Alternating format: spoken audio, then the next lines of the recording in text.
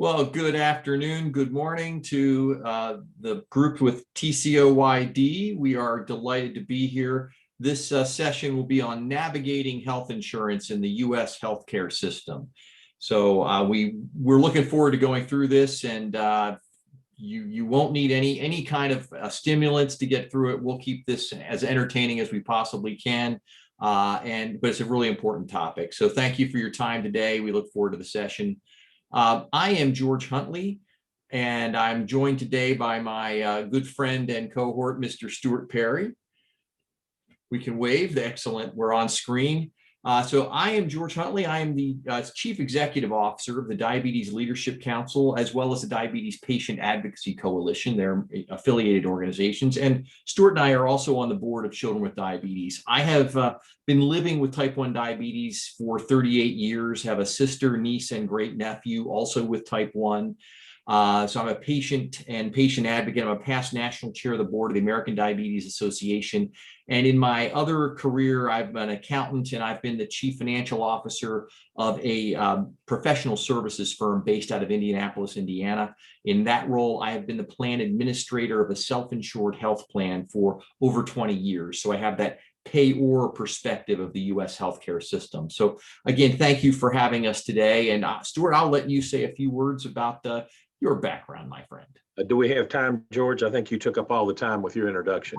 It's about time over. Yeah, we're about it. My name is Stewart Perry. As George said earlier, I serve as chair of the board of the Diabetes Leadership Council. I am vice chair of the board of DPAC, our affiliate organization, and I serve on the board of directors with George at Children with Diabetes. I own and operate a State Farm insurance agency in Lexington, Kentucky, and I have had type 2 diabetes for well over 30 years. My father has it, my mother has it, my son had type 1 diabetes, and most of my family has had type 2 diabetes for many, many years. I've lost many family members to that.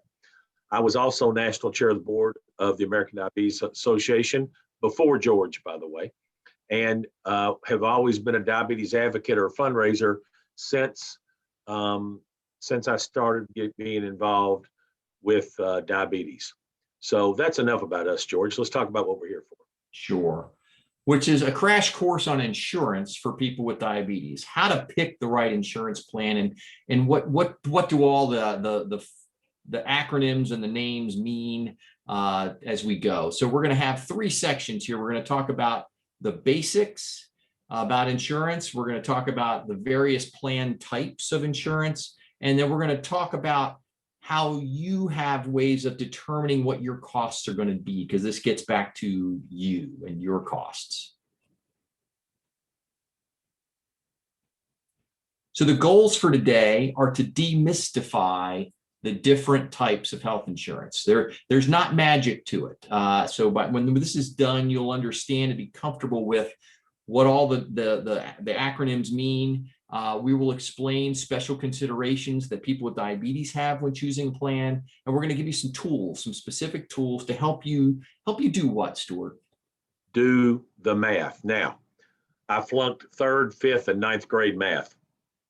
George, on the other hand, is a CPA. He loves math, but he's not the one that put this in here. I did. Do the math. That's what you're going to hear, and we're going to explain more later, George. Absolutely. So let's move on to Insurance 101 and the basics. There are 3 coverage components to determine your cost. There's not just one. It's not just the premium. It's the premium that you pay plus the deductible plus your cost sharing. That's your overall cost. So you've got to choose your plan based upon your total cost, not just the premium cost. So that's the first thing, but there are only 3 components. There's not 5 or 6. There are 3. Everything that you're dealing with in an insurance plan falls into those 3 buckets as you think about it. And how do you choose the right plan, George? You do the math. There you go. This is a mathematical equation. We're going to do the math. I love math. Hopefully everybody on the call loves math. Premiums. This is great. This is what everybody loves. Everybody loves insurance because you get to pay premiums. Car insurance, health insurance, homeowners insurance, renters insurance. Everybody pays premiums. In health insurance, the premium is what you and or your employer pay for your health coverage. Most people in the United States get their insurance through their employer or through an employer health plan. That's called an ERISA plan. So they're paying a portion of it, you're paying a portion of it, and you pay a portion for the privilege of getting access to the network and to the plan. The employer provides the coverage as a tax deduction for you. And in some cases, depending on where you live and what kind of job you have, it may be that you have to end up paying taxes on that benefit. If not, good for you. If you have individual coverage, which means that you've bought the plan, it's not through your work, then you're going to send the payment that's after tax. You don't get to tax deduct that thing, and you get to mail it to the insurance company, which you love, or most likely they automatically deduct it once a month from your bank account or your credit card. And you can see there is a sample pay stub of what George was talking about down there at the bottom for medical and 401ks. In this case, the 401k is more than the medical, but not always, is it, George? Well, in this instance, this employee, this is what you're having withheld from your paycheck. So in this instance, this is likely an individual, not a family but the key piece here is both of these deductions are pre-tax. So your ultimate tax bill is you take your gross pay less these two things, the medical and the 401k plans, and that's in your best interest. And we're going to talk about flexible spending and flexible spending accounts in a minute that also are tax savings benefits. But when you look at your paycheck, that's what it's going to look like. And this, again, is the premium that you're paying through your employer coming out of your paycheck, and it gets you access to the plan itself. That's the ante you pay to get into the game. All right, so we've talked about the easy part, George. Now let's talk about the hard parts. So deductibles. So deductibles is the amount you owe before the plan starts paying anything. So this is the amount. It's typically on a calendar year. It's going to be whatever your coverage year is. But most plans are calendar years. So in many cases, your deductible restarts in January, but you may be in a plan that your employer restarts it in October. So be aware what the plan year is. But the point here is this is what you have to pay before any of the plan benefits typically kick in. And there are exceptions to that. So what do you need to know? Well, first, you need to know how much that deductible is. So, is it $1,000? Is it $1,400? Is it $5,000? You need to know what that is because that's part of that mathematical equation that we just talked about. You also need to know what is exempt from the deductible. You go to the doctor for a wellness visit under the Affordable Care Act. Wellness visits are they're essentially free. You may have some other things that are exempt from the deductible that go right to a copay where you pay $20 for the visit instead of paying the whole thing. So understand that there may be some things that are exempt from that deductible, and that's in your favor because you don't have to pay it out of pocket first. And you need to also be aware, is there a separate deductible for drugs versus major medical? If you're in a high deductible health plan, you definitely have drugs as part of your deductible. But in some of the old PPO plans, which again we'll talk about in a moment, there could be a $250 deductible for drugs and $1,000 deductible for major medical. It was very normal for having separate deductibles. So just be tuned into the type of plan that you have. You may have a different deductible for both of those. You may have a combined deductible for both of those, or you may have no deductible for drugs and other deductible for major medical, depending upon the plan that you've got. So understand how it's working in the plan you're looking at, because that's a key piece of your equation. And once again, George, how do you choose what deductible you have? By looking at You do the math. You do the math to figure out which one works best for you. Absolutely. So on cost sharing, this is the third piece of that equation, right? So this is your share of the costs that you now have to pay after the deductible's over, because during the deductible, you're paying all of it. But now cost sharing means the plan is paying some and you're paying some. So the question then becomes, what's your share? And let's make clear, it's not going to be the fair share. It's what your share is. There's not fairness involved in health insurance, unfortunately. So what you need to know about this are, the types of cost sharing that exist. So first is a copayment. Copayment is a fixed dollar amount that you pay for your covered services. So that's 20 or 30 bucks as my copay when I go see my doctor. It's 35 bucks as a copay when I go to the pharmacy to pick up my drugs. Those are flat fixed amounts, very easy to predict because they don't move. And it makes the math that we're going to be talking about and are continuing to talk about easier. The harder part is when you get into the coinsurance. Now, coinsurance is a calculated percentage of the amount that you're going to pay. All right, that calculated percentage, you hear about plans that are 70-30 plans, 80-20 plans. If you've heard those, that means 70-30 is the plan's going to pay 70% and you're going to pay 30% or 80% or 20% if you have it. Those are nicer plans. Back in the day, there used to be 90-10 plans. Those don't exist too much anymore. But couple of questions happen there is you got to figure out what your amount is that's going to happen out of, and then how long do I have to pay for it? And there is an out-of-pocket limit on these plans. So there is, a limit of $7,000 for individuals and $14,000 for families. Now that's not much of that's a heck of a limit. That's a pretty high number, but at least from a catastrophic claim perspective, you've got some protection that typically in the case of diabetes, it means you're in a complication stage, or just past it from a maintenance stage. The insulin's expensive, supplies are expensive, et cetera. You probably will barely hit that out-of-pocket limit at $7,000 for an individual after you've already gone through deductible. You're already pretty close to that limit, but you might get there. But if you have anything major, the out-of-pocket limit will kick in and protect you. So George, that's it, right? There's nothing else, right? Yeah, but there's extra credit. Okay. I like that because I always got my grades on the curve. So let's get me a curve. And this is a good curve. Actually, this is a curve that's scary. This is actually a hairpin turn kind of curve, because this is about what is the allowed amount on that 70-30 split, just to keep that analysis going. You're paying 30%, but the question is, are you paying 30% of what? Is it 30% of list price, or is it 30% of the net cost that the plan has actually negotiated on your behalf?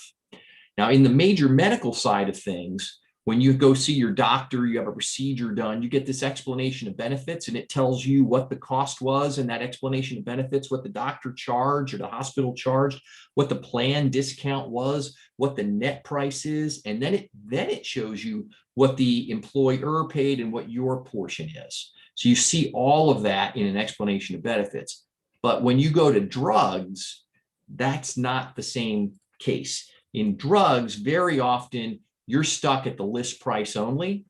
And you'll look at the price and you're saying, I've got insurance, but I'm not really getting the benefit of my insurance. I paid a premium for it, but my 30% is now based on list price. And by the way, when you're in your deductible period, you may also be paying full list price during the deductible period if the plan isn't designed well. So one of those questions that you've got to ask yourself in there is, am I paying my share based upon the net cost that the plan's negotiated, or am I faced with full list price, especially for medications? So George, I'm starting to listen to the Peanuts parents talking, wow. This sounds awful complicated. Can we kind of just get into insurance plans and because there's no way for anybody to know what the discount is when they're buying an insurance plan. That's something you find out at claim time. Correct? Well, you talk to your HR person to learn that. So when we get into the various plan types, there are 4 major types. Stewart, this is obvious, right? Oh yeah, I love this slide. HMO, PPO, EPO, RAGGMOPP, RAGMOP. The picture that says "Save Me" is exactly what we're talking about here. The only one that I'm familiar with really well is the HDHP, which stands for High Deductible Health Plans.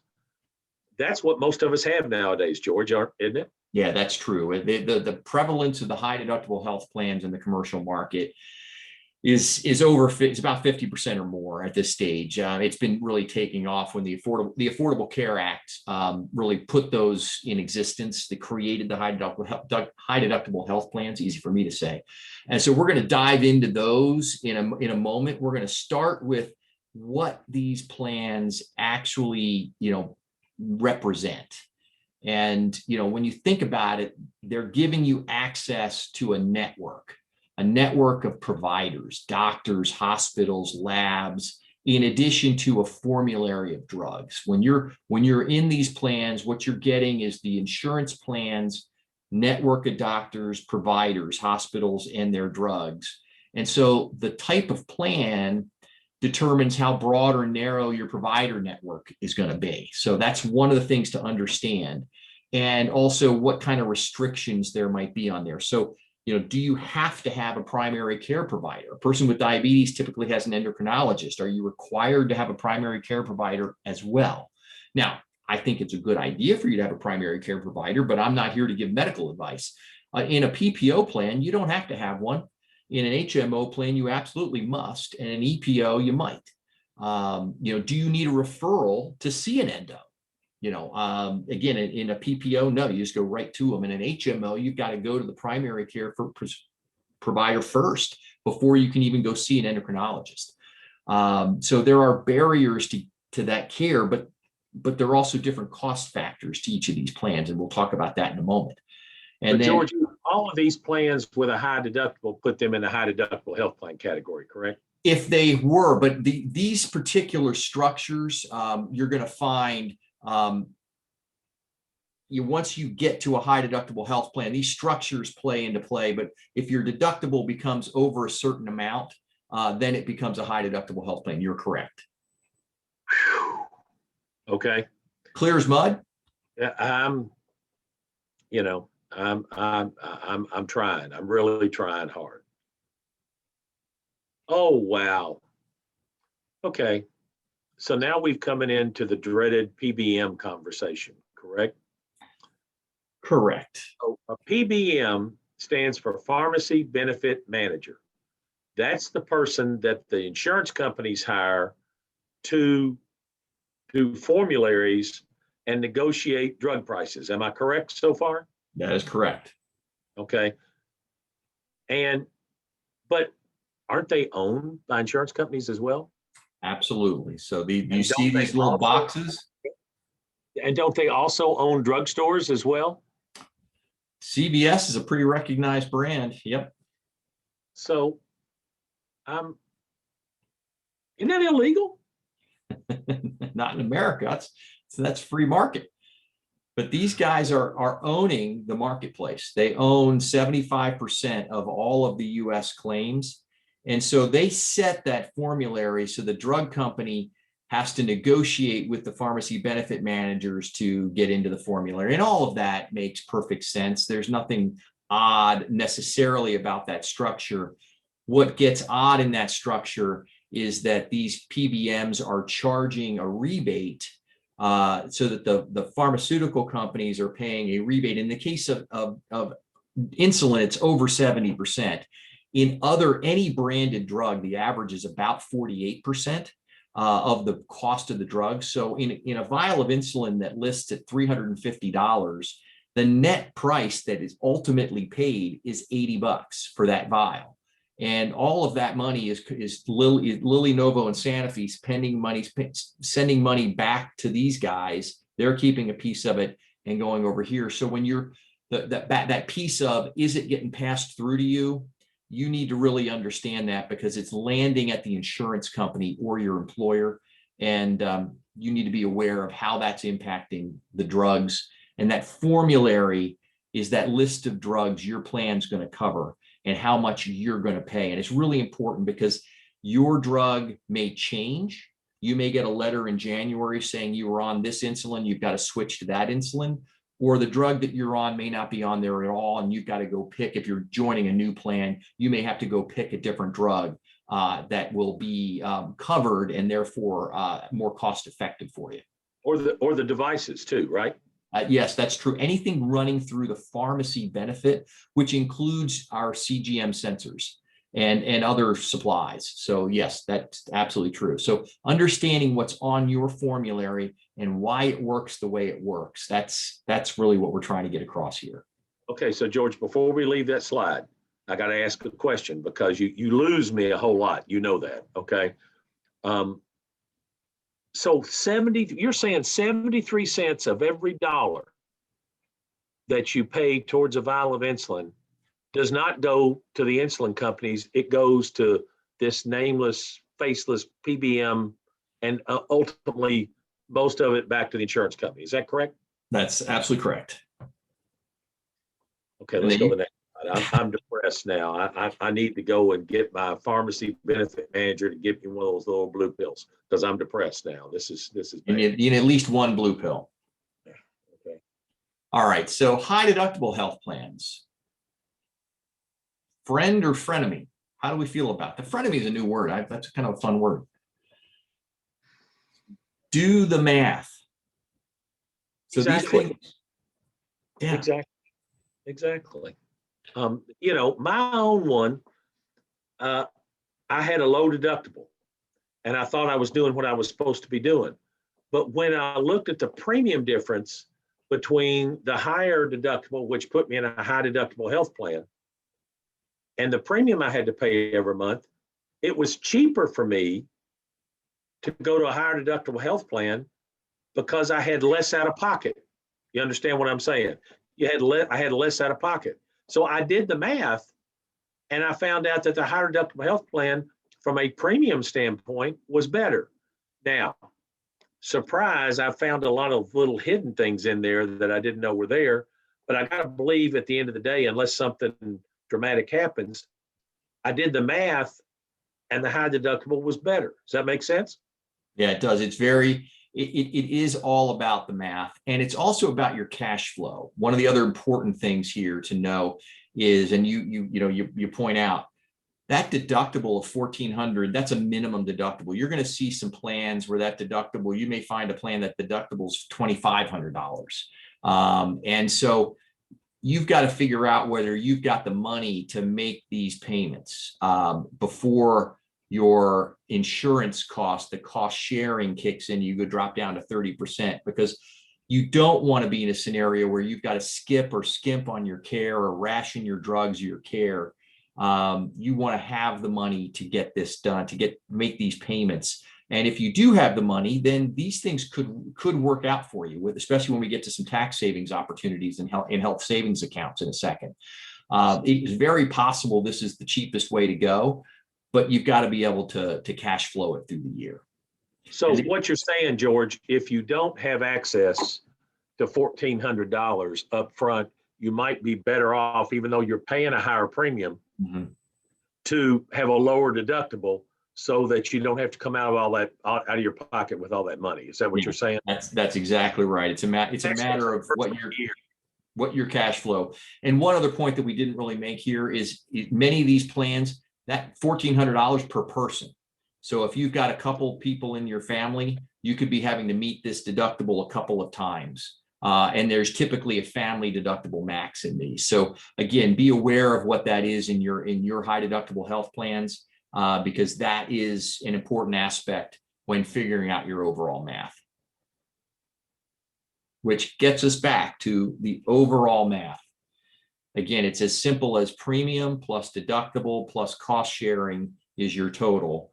And the premium and the deductible, those are pretty fixed, right? I mean, once you figure out what your deductible is, that's a fixed number. A person with diabetes, the one thing we know is we're going to meet our deductible pretty much 100% of the time. So that's a fixed number. So your premium number is fixed, your deductible number is fixed. So the math you've got to focus on is cost sharing. And we'll go into a couple of tips for that in a little bit, but that's really where the focus of your attention needs to be in figuring out what your cost is going to be. So George, we talked about this earlier when we were putting up all these acronyms up there. Can you go through and kind of give everybody the upside and downside of the PPO, sure, HMO, EPO, RAGG, MOPP, RAGMOP? I've got most of those. That last little bit, I think we'll have to skip because we're going to run out of time. But we'll start with the PPOs. So PPOs plans, they're typically the lowest deductible, one of the lower deductibles you're going to find. Not always. There can be some PPOs that are high. So pay attention to it. They may have no pharmacy deductible or a lower one than the full deductible, as I touched on earlier. So that's going to be in this PPO kind of environment is where you're going to encounter that. They often have a lower consumer cost sharing exposure, being back that 80-20, that some of the more Cadillac plans may be in a PPO. So you'll find yourself there. And they're going to have the broader networks out there and fewer referrals needed. These tend to be more open. And obviously the con comes with a high premium. You're going to pay, these are probably the most expensive plans you're going to encounter. And again, it's not the premium alone, it's that total cost. But bear in mind that's going to raise up that bucket called premiums in your math equation. And in HMO, health maintenance organizations, these were the rage, back in the 80s and early 90s. There, you're going to have lower premiums in an HMO because it's a smaller network. You may have lower out-of-pocket costs for chronic disease management, so those could be in your favor. But again, you've got a narrow network. So you got to make sure your doctor and your health provider is in that network. You got more hoops to jump through, and you may have limited or no out-of-network coverage. And this is another area we should touch on, is if you find yourself out of network in these plans, in any of these plans, but it's worse in an HMO or an EPO. You thought you were in a 70-30 plan, but you go out of network, you may be in a 60-40 plan or 50-50 plan, and you could be not getting the benefit of any discount. So you're looking at 60-40 and you're paying 40% of the hospital's list. And so you don't want to be in an out-of-network scenario. This is called surprise medical bills, right, George? That's exactly right. Yeah. Surprise, surprise, surprise.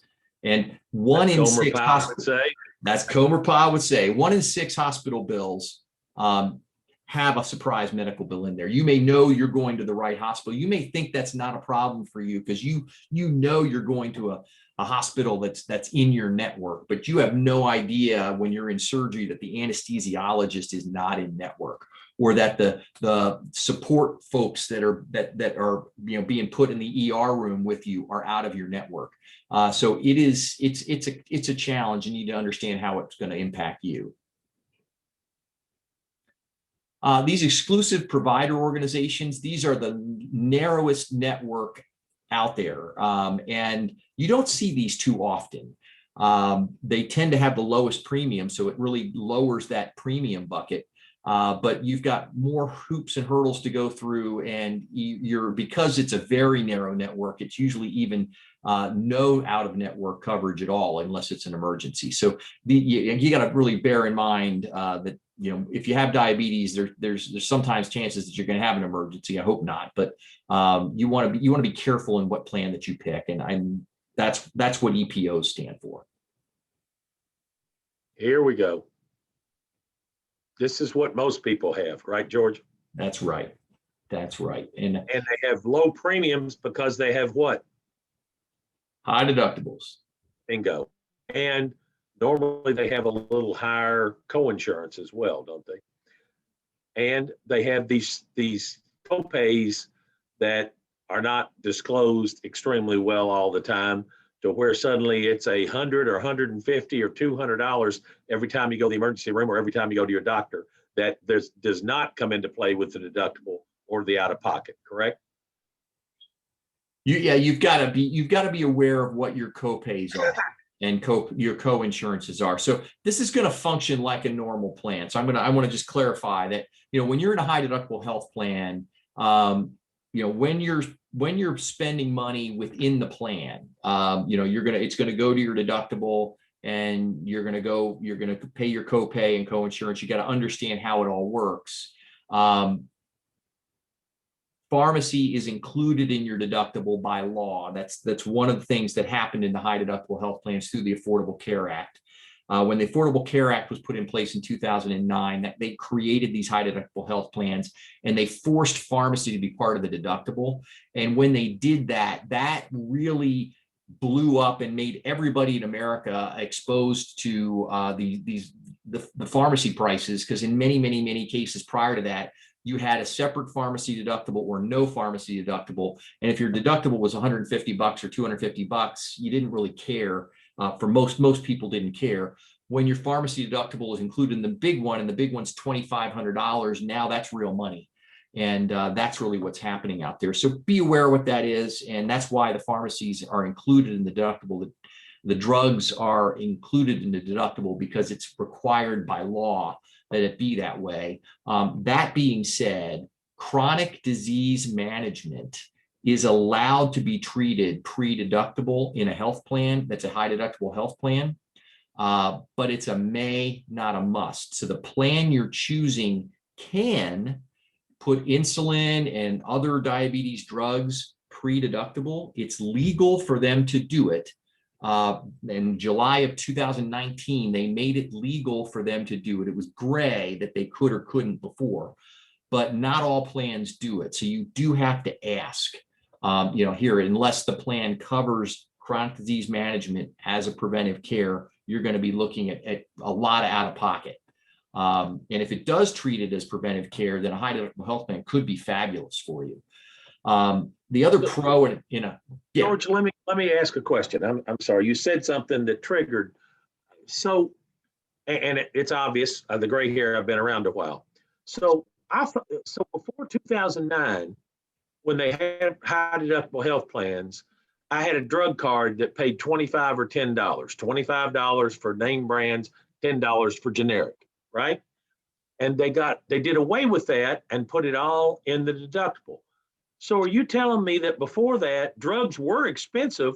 I just didn't know because I wasn't paying for it. Yes. Is that what you said?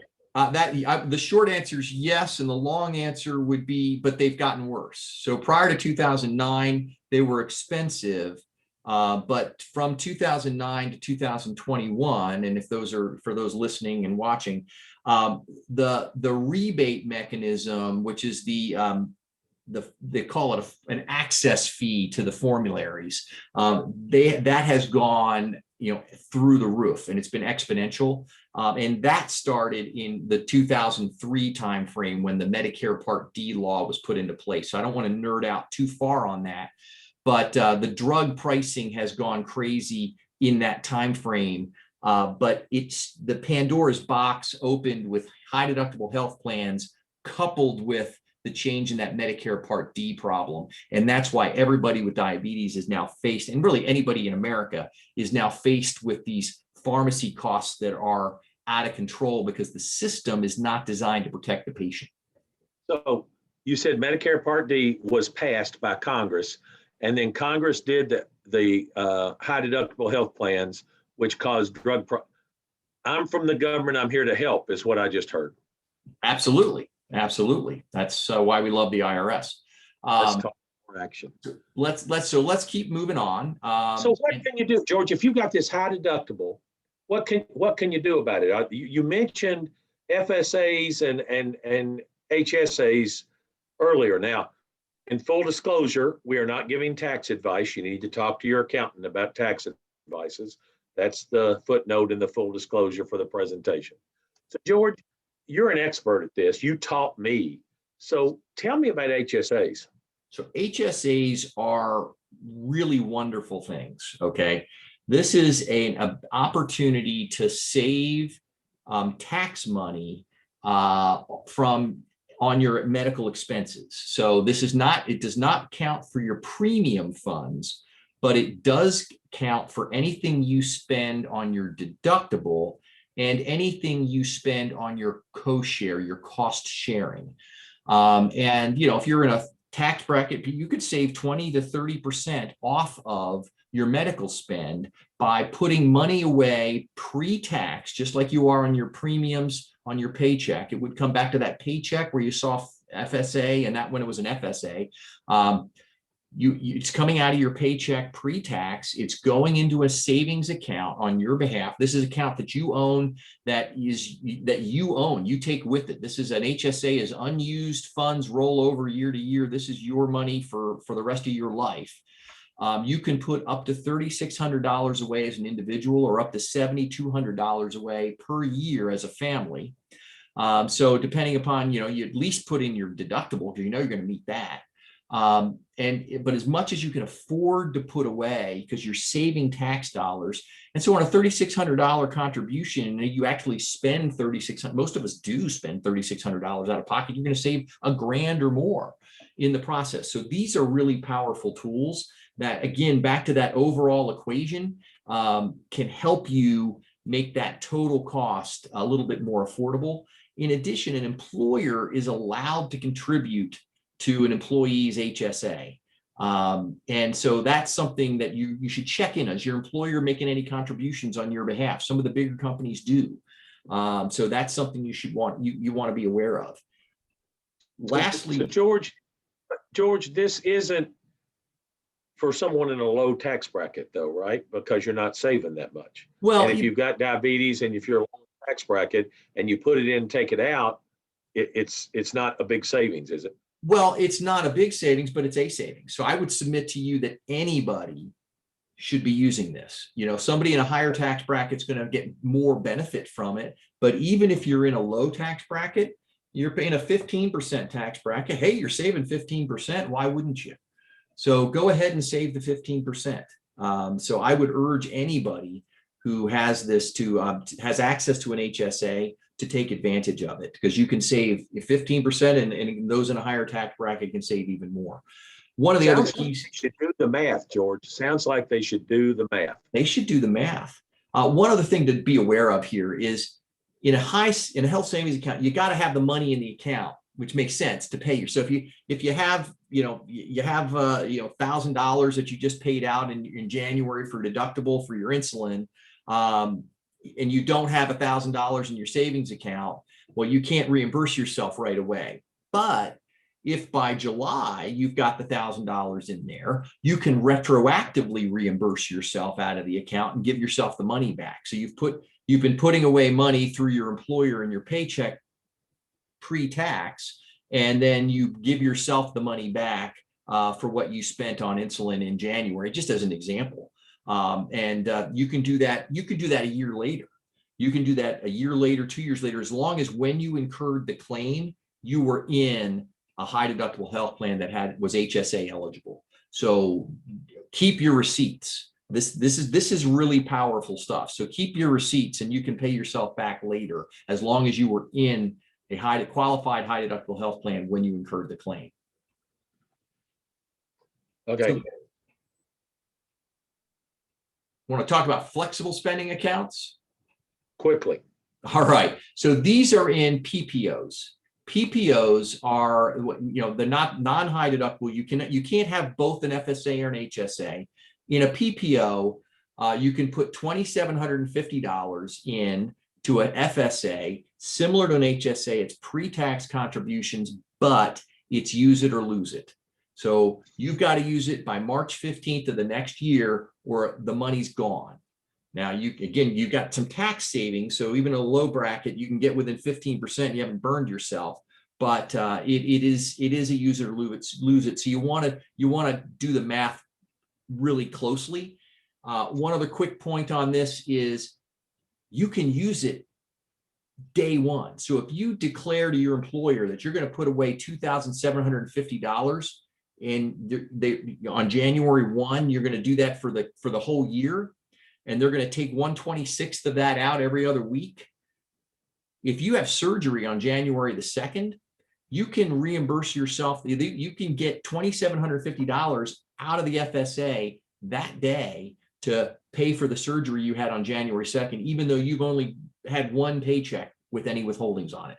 So that's something very few people actually understand about FSAs. And if you actually quit or get laid off and leave your employment, they can't go back. They can't go back after you on that. So that's a little loophole in the FSAs to be aware of. And hopefully you don't have to go through that, but it's worth knowing. George, let's talk about costs. Fair point. Oh, do the math. Gee, how did I know that was going to be on your slide? So, know before you go. Go lead us through. well, yeah, know before you go. What providers are in the network? Is your doctor in the network? You know, we all pick our doctors, and if your doctor that you use and you don't want to switch is not in the network, you got a problem. So know who's in the network. Which drugs are on the formulary? Now I got to tell you, George, you know that's hard because that formulary, first of all, they're not under the name brands. They're under some brand. It's like trying to figure out the zoological name of an animal. It's not a horse. Okay. So what drugs are preferred in the formulary? Some doctors have signs up that say, you have to know before we prescribe whether it's on your formulary or not. Do you need to see a PCP before a specialist is there? Do you need to have a preferred provider say, hey, or primary care provider say, hey, you need a specialist? Appeals, and we're going to talk about that in a second, but appeals are something when they say no. When they say, no, you can't have that therapy, or no, you can't have that drug, what options are available? What providers do you want to see? Just like I said, what's in the network? Who do you want to see? How many office visits do you go a year? Is your employer contributing to your HSA? Is your diabetes care covered pre-deductible? Are you using a pump or a CGM? Do you and your plan prefer the same products? That was my problem. The meter I had to check my blood sugar, and what my plan decided to give me were two different things.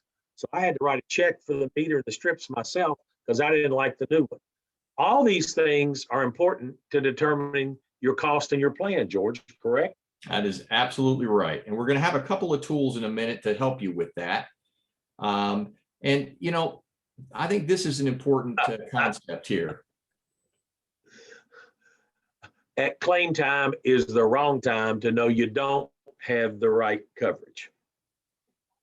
Say that again, because that is sage advice. At claim time is the wrong time to know you don't have the right coverage. You need to know it ahead of time. That's exactly right.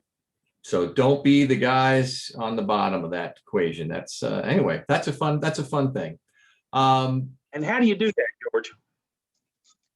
You know before you go, and you do the math. That's fundamentally. So read the summary plan benefits and the covers that come with that plan.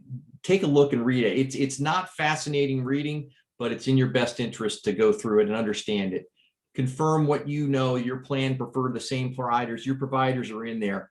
There are apps typically on insurance coverages today where you can go in and go to their websites and look up these things and the formulary details, even though it does have the more technical scientific terms for some of these drugs. Often they'll have parentheses, the brand names in there. And, you know, okay, we're all on a lot of drugs, many of us, but it's still a finite number of drugs. Just look up each one. You can figure it out. Spend the time to, what should they do, Stewart? They should do the math. Do the math. Yeah, they should do the math. So spend the time to do the math. And, you know, look for things, you know, what is it going to cost? Can you save money going outside of your plan? We're going to touch on this in just a second. We're going to wrap it up here. But if you go outside of your plan with manufacturer programs, discount plans, you might save money but it's not going to count towards your deductible. So be aware of that. If you're using a copay card or something that's going outside, you're going to GoodRx or something along those lines. You might save money on that prescription, but you're not getting any, it's not going to help you towards your deductible. And you should understand what that means for you. And then don't take no for an answer. One of my favorite quotes is, being defeated is only a temporary condition. Giving up is what makes it permanent. Don't take no. Appeal them. Use emergency appeals. The plans by law, George, are required to respond in what, 72 hours, right? Mm-hmm. So you push. And, you know, the important part of this screen is that very last bullet, George, that you put on there. And that is, many times your HR department doesn't know what's going on. If you're having problems with your diabetes and with your health insurance and you get it to an employer, sometimes the guy that's making the decision or the girl that's making the decision doesn't know your problem. You can't assume they know it. So, George, that's what you do with your plan. And if an employee called you, what are you going to do?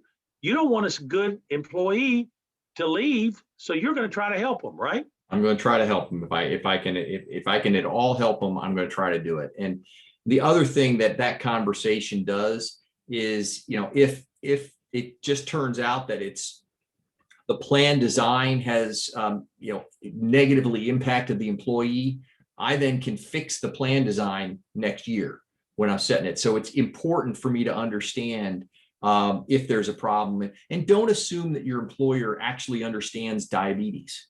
You know, how many of you on this call understood diabetes before you got it or your loved one got it? So don't assume that your HR director understands what diabetes is. And do you in fact have absenteeism issues and things like that? If they improve coverage, you might actually get improved performance. So don't ever give up. And I think that leads to, there's my buddy. Never, never, never, never, never give up. I wish I could do his accent.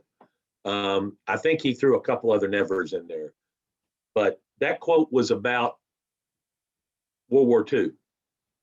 But you got to go to war sometimes when you're trying to do what's right for a family member or yourself that has diabetes. You don't give up and you go to war. exactly right. They're counting on you to give up. So don't give up. So George, let's assume I'm on insulin and I can't afford it. And either I don't have insurance or my insurance deductible is so high. What can I do? So help is available for those that cannot afford their drugs. So all of the manufacturers have helplines. You can get insulin in between $35 and $99 a month for a supply of insulin through the manufacturers.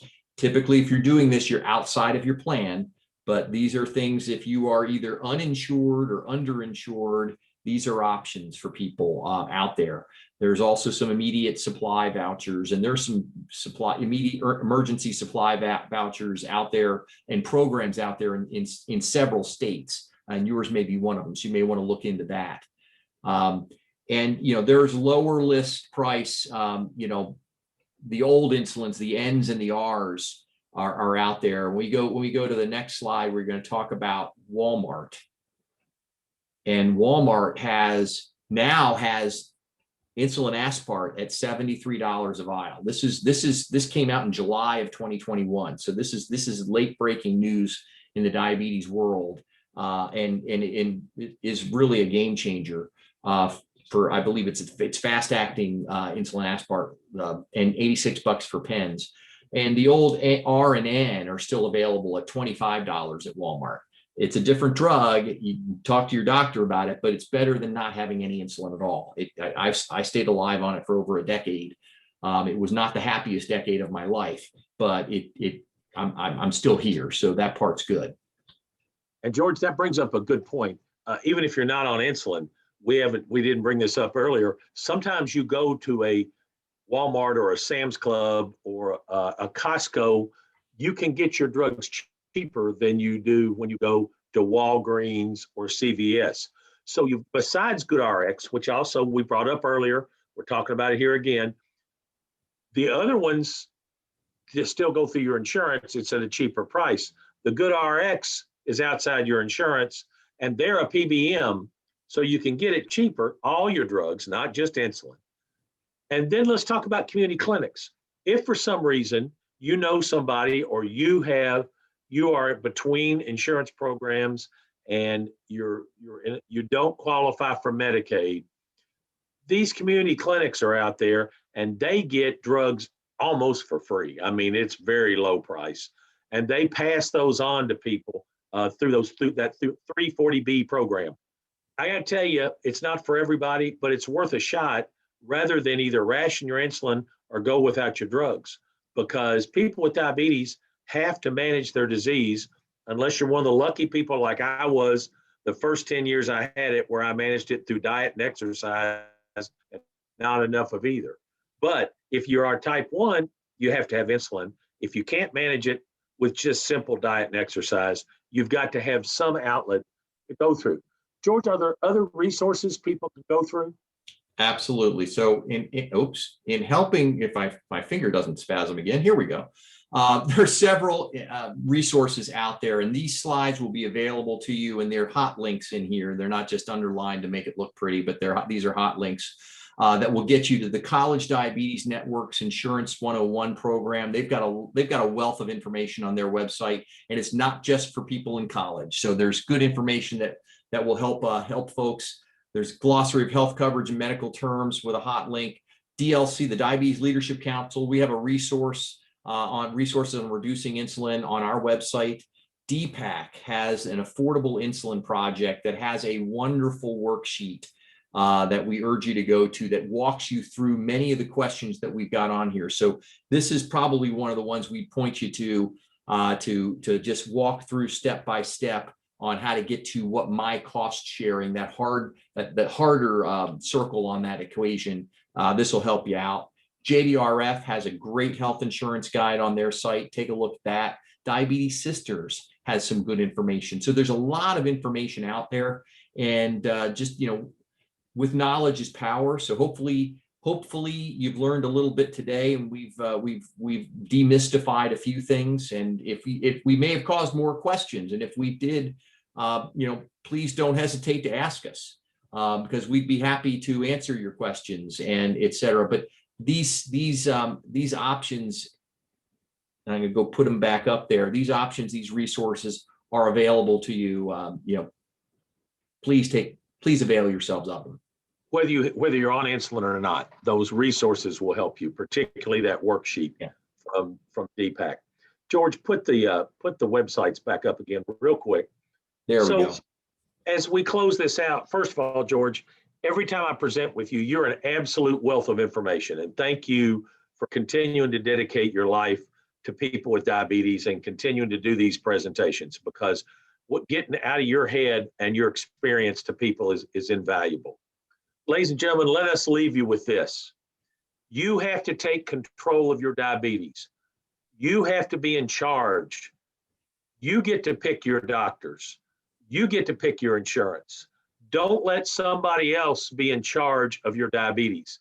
We have to be in charge of our own lives, our own health. Our doctors should be making the decisions for us, not a nameless, faceless insurance company. Stand up for yourself, stand up for your family, stand up for people that can't stand up for themselves. Ladies and gentlemen, thank you for your attention. George, once again, thank you. And I believe we're done. I do too. Stewart, thank you, my friend. I appreciate it. Thanks, everybody at TCOYD. It's a pleasure being with you. Good luck, and stay healthy. Take care.